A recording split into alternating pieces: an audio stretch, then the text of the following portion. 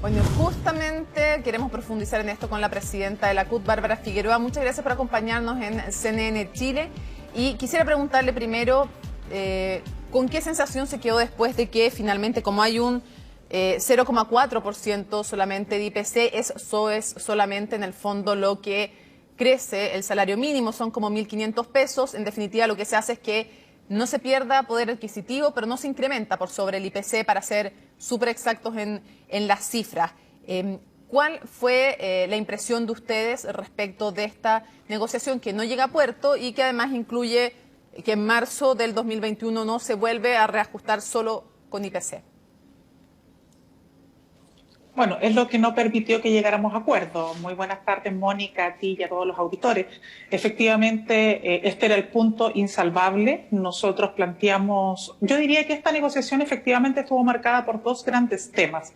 Uno tuvo que ver con la protección de empleo y la garantía y certeza que tenemos que darle a los trabajadores y trabajadoras de que van a contar con trabajo o van a mantener el que actualmente tienen, o aquellos trabajadores que están con suspensión de contrato, que mañana no van a ser despedidos cuando termine este subsidio. Y por otro lado, que eso no entrara en contradicción con la necesidad de avanzar en un crecimiento guiado por los salarios, porque este periodo excepcional efectivamente demanda respuestas excepcionales. Y lo que hemos visto en el último boletín del INE no es solamente el aumento de las cesantías, sino que además ya han desaparecido un 24% de empleadores, lo que da cuenta de que las pymes, aquellas que siempre decimos proteger, ya no fueron protegidas, ya muchas de ellas dejaron de existir, y por lo tanto, si queremos que las pymes se puedan robustecer y que Chile se ponga rápido de pie, lo que necesitamos precisamente es más capacidad de consumo, más salarios, más ingresos, y por lo tanto, en ese marco, en un punto tan sensible como este, que es el debate sobre salario, efectivamente no pudimos avanzar, y lo propio que ha dado a conocer el gobierno demuestra por qué era imposible para la CUT poder llegar a un acuerdo con el Ejecutivo. Para informarle a quienes efectivamente ganan el salario mínimo, 3 de cada 4 pertenecen a pymes además, entonces es un sector que ya está ganando poco, vulnerable, y por lo tanto, importante una información.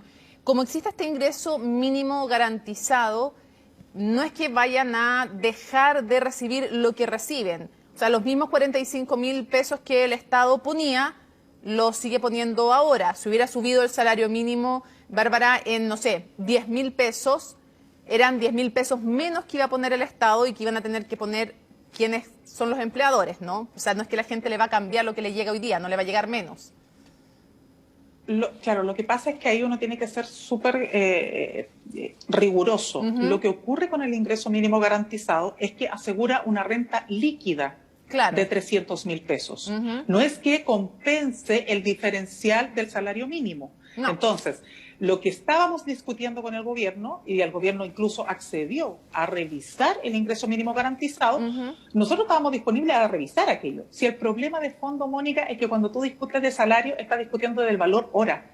Tú estás discutiendo sobre cuánto vale la hora, y en muchos sectores que no son pymes, que son grandes empresas, que son empresas de retail, que son empresas de servicio, ellos todos los cálculos los hacen en base al salario mínimo, e incluso tú no recibes el líquido, el salario mínimo, pero tu remuneración está calculada en base a ello, y sobre aquello todas las otras asignaciones, comisiones, etcétera, como ocurre mucho en el sector del comercio. Entonces, este debate del salario mínimo no solo impacta en las pymes, impacta también en grandes empresas. De hecho, nosotros le planteamos lo que estaba tratando de explicar es que no es que vaya a disminuir este ingreso mínimo garantizado, eso se mantiene, la gente va a seguir recibiendo eso, que es importante, porque de inmediato nos preguntan algunas personas, bueno, entonces, ¿qué va a pasar? ¿Ya no sigue el ingreso mínimo garantizado? ¿Eso ya no lo voy a tener? Es importante, queremos aclarar eso, que el ingreso mínimo garantizado se mantiene y eso la gente lo recibe. Podría haber cambiado también la composición,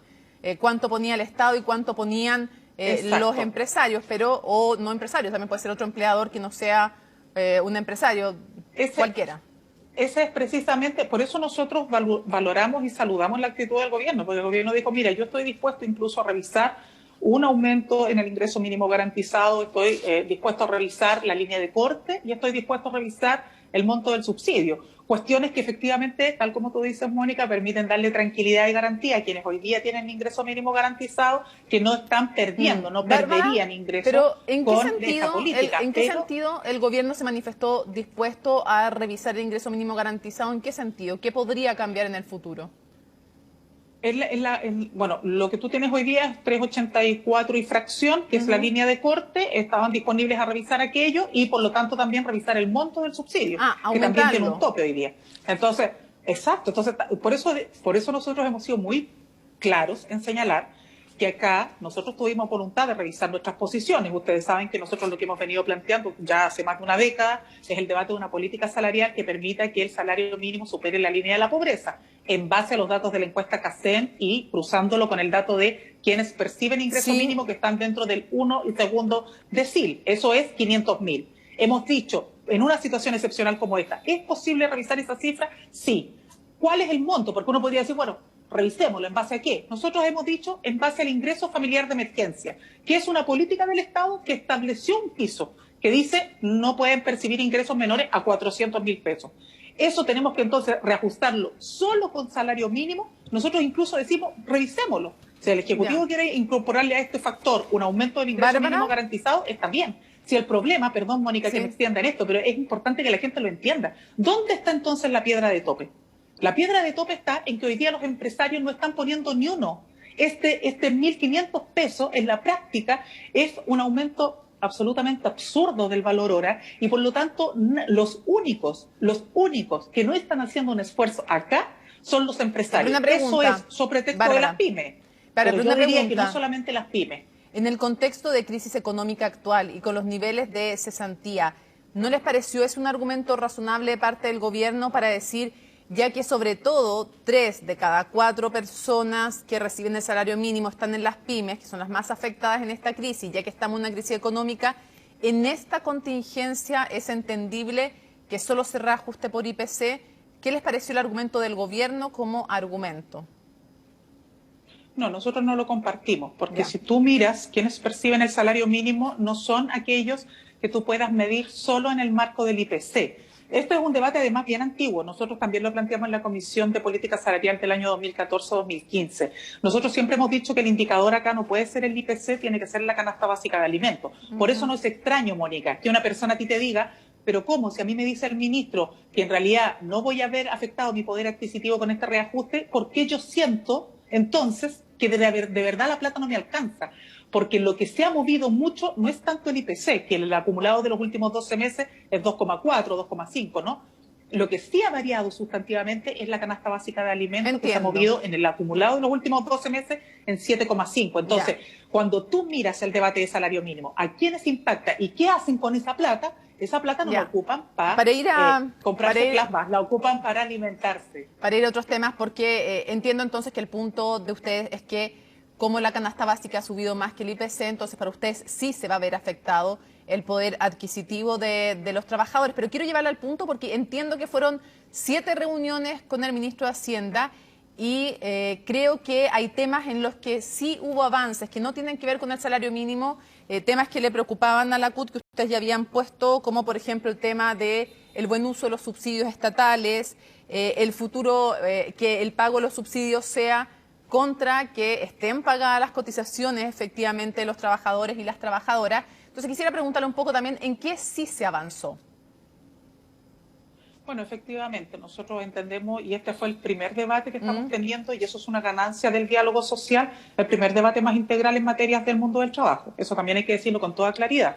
Acá se estaban implementando políticas aisladas y hoy día logramos que se entendiera que en esto no podemos hacer debates de políticas aisladas y que tenemos que mirarlo integralmente. Por eso nuestro esfuerzo era debate sobre protección de empleo, qué pasa con aquellos trabajadores suspendidos y cómo garantizamos contratación, además del salario mínimo. En materias de contratación, efectivamente lo que nosotros hemos señalado es que cualquier subsidio que se pueda entregar a la contratación tiene que ser con exigencia. Finalmente lo que tú haces cuando subsidias es intervenir en una empresa con recursos del Estado, porque el Estado entonces no puede poner límites o no puede poner condiciones. Nosotros hemos dicho respecto de los trabajadores que están suspendidos, que tienen suspensión de contrato, que ellos no puedan ser despedidos. ¿Por qué? Porque ya tenemos antecedentes de empresas que le están planteando a los trabajadores que cuando vuelvan de la suspensión, bueno, se ha dicho públicamente, no todos van a seguir contratados, pero además se les ha dicho que van a reducir condiciones. Tenemos incluso casos, Mónica, de empleadores que tienen a trabajadores suspendidos, con suspensión de contrato, ya han contratado en este mismo periodo a trabajadores con boletas de honorario. Bárbara, Entonces, entiendo si que... no ponemos, sí. perdón, Mónica, pero si no ponemos condiciones claras, y perdóname que me extienda en este punto, pero si no nos hacemos cargo de los abusos que ha habido, es muy difícil que cualquier política que pienses para mañana puede efectivamente tener el efecto. No puede permitirse, se tienen que prohibir los despidos. Las empresas que reciben subsidios no pueden repartir sus utilidades. Sí, las empresas tienen que tener las cotizaciones al día y no pueden tener prácticas antisindicales. Son cuestiones básicas, que es lo que le hemos planteado al gobierno, y eso sin discriminar ningún tipo de empresa. Eso quería preguntarle. Entiendo que para la CUT no es relevante restringir solo a las pymes la entrega de subsidios por parte del Estado, que ustedes están de acuerdo con que se entregue de manera sin discriminación alguna respecto al tipo de empresa, entendiendo que la cesantía es un tema que está transversalmente atacando a los trabajadores, trabajen donde trabajen, ¿es así? Efectivamente, de hecho lo que hemos solicitado es que para hacernos mejor cargo de la realidad que tenemos hoy día, se hagan y se constituyan mesas de trabajo sectorial. Nosotros hoy día contamos con 15 sectoriales, con consejos ramales, ¿no? Que están minería, construcción, agricultura, comercio, etcétera, ¿no? Entonces, ese gran argumento que siempre nos decían a los sindicalistas, ¿no? Bueno, pero ustedes primero tienen que juntarse y después vengan a pedir. Bueno, hoy día nosotros podemos decir pero no solo para las pymes, entonces los subsidios no solo para las pymes. Efectivamente. Efectivamente, porque tú puedes tener, por ejemplo, tú puedes tener sectores de la construcción afectados más en una zona, en una región, que en otra. Entonces, efectivamente, tú tienes que hacer una bajada que sea simple para entender estos debates, por eso se necesitan mesas sectoriales, pero con políticas universales para efectivamente proteger el empleo. Si lo que aquí necesitamos es que no haya más trabajadores y trabajadoras despedidos, necesitamos cortar la llave de paso de los despidos, necesitamos que los trabajadores suspendidos puedan volver a sus funciones y que lo hagan en condiciones de seguridad y que no tengan el riesgo de ser despedidos. Y eso hasta ahora, lamentablemente, no lo tenemos garantizado. Ahora, eso es una voluntad que expresamos y es una voluntad que expresó el Ejecutivo. Tendremos que ver qué es lo que pasa con los proyectos de ley. Ahora, sí nosotros señalamos una discriminación y esa discriminación la planteamos respecto del salario mínimo. Nosotros le propusimos al gobierno que miráramos por volúmenes de venta empresas que sí podían pagar más salario mínimo y aquellas que no podían pagar tanto y por lo tanto ahí sí fueran subsidios diferenciados. Sin embargo, el Ejecutivo nos señaló que eso no era posible y que por lo tanto teníamos que generar una política general. Cuando se hace una política general, terminamos beneficiando a los grandes a costa de los que supuestamente son pequeños. Y perdón, Mónica, en esto una cosa. Cuidado cuando hablamos de las pymes, porque pyme también es uno de los dirigentes, que así está definido digamos, por el Servicio de Impuestos Internos, también es uno de los dirigentes que tiene cortadas carreteras hoy día. ¿Por qué? Porque tiene 7 camiones a su nombre. Pero su señora, sus hijos, tienen camiones a su nombre, tienen una gran flota de camiones, pero resulta que son pymes. ¿A esas pymes queremos ayudar?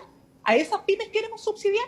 No nos vengan con cuentos. A nosotros no. A nosotros no. Y eso fue lo que le dijimos al gobierno. Se nos va a acabar el ¿usted tiempo. quiere discriminar? Sí, Bárbara, es que para que no... Entonces, yo solamente señalo esto, Mónica, es que se nos acaba el tiempo para que no hagamos la caricatura de la pyme.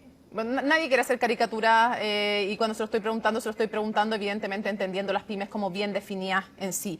Para cerrar, porque se nos acabó el tiempo y se nos fue volando, quiero preguntarle, usted es militante del Partido Comunista, hay justamente en medio de toda esta conversación sobre las candidaturas presidenciales, el alcalde Jadwe, militante también del PC, está bastante bien evaluado en las encuestas y es una de las figuras que se posiciona.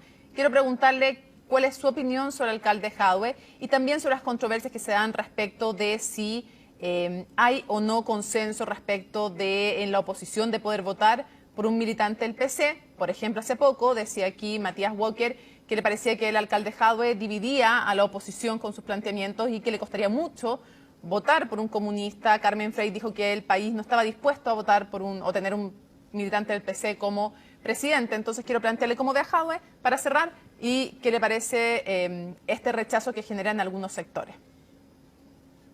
Yo tengo la mejor y la mayor de las opiniones y un tremendo respeto por Daniel Jadwe, lo conozco hace muchos años. De hecho, Daniel era miembro de la dirección de la Juventud cuando yo estaba también en la Jota y fue el primer dirigente del Comité de la Juventud Comunista que me fue a atender en esa época en San Fernando. Así que tengo la mejor de las opiniones. Creo que es un dirigente con alta capacidad y lo ha demostrado así en la alcaldía de Recoleta, y yo estoy muy orgullosa del rol que hoy día está representando, y creo que es un tremendo desafío para mi partido lo que se está hoy día debatiendo, cuando muchos podríamos haber dicho, mira, quizás no íbamos a ver un minuto en la historia donde hubiera la posibilidad de que los comunistas tuviéramos una opción presidencial. Me parece, sin embargo, que los debates que están haciendo los partidos corresponde que los representantes y los voceros, en este caso mi presidente, mi secretario general, Guillermo Teller y Lautaro Carmona, sean los principales voceros y quienes se pronuncian. Yo hoy día soy convocada como presidenta de la CUT. Como presidenta de la CUT yo no soy la presidenta de los trabajadores comunistas, sí, soy la presidenta de todos los trabajadores y trabajadoras. ¿Pero usted cree que es posible que los chilenos tanto, voten por un comunista para presidente de la República? Porque hay distintos diagnósticos al respecto. Creo que todos los chilenos y chilenas y los trabajadores y las trabajadoras queremos que se termine con los abusos, queremos grandes transformaciones, tenemos una gran expectativa en el proceso constituyente y no queremos seguir siendo los que paguemos los costos de la crisis como está ocurriendo hoy día, donde nosotros estamos subsidiando a los empresarios en todo. Eso creo que quien mejor lo represente, evidentemente que es un debate que tiene que hacer la oposición en su conjunto, ojalá de manera unitaria, para que ese sea el llamado a la esperanza de todas y todos. Pero insisto, en mi calidad de presidenta de la CUT, a mí lo que me corresponde por una responsabilidad le estaba preguntando como ciudadana, no como presidenta de la CUT. Lo sé, sí, lo sé, por eso le señalo que yo en esto trato de ser muy respetuosa del rol que tengo, jamás he escondido mi militancia, pero hoy día lo que nos convoca es una tarea fundamental, donde la oposición también, mira, porque al final del día, Mónica, en estos debates a veces nos equivocamos en cuestiones tan pequeñas. Hoy día tenemos una coyuntura súper importante, el debate de salario mínimo. Y muchos te van a decir, mira, no es posible subir el salario mínimo.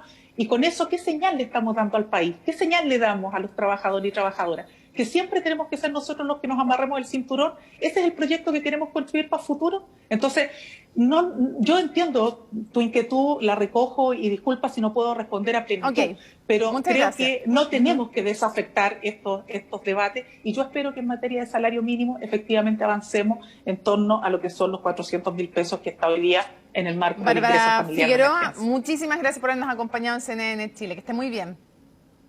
Muchas gracias a ti, Mónica. Hacemos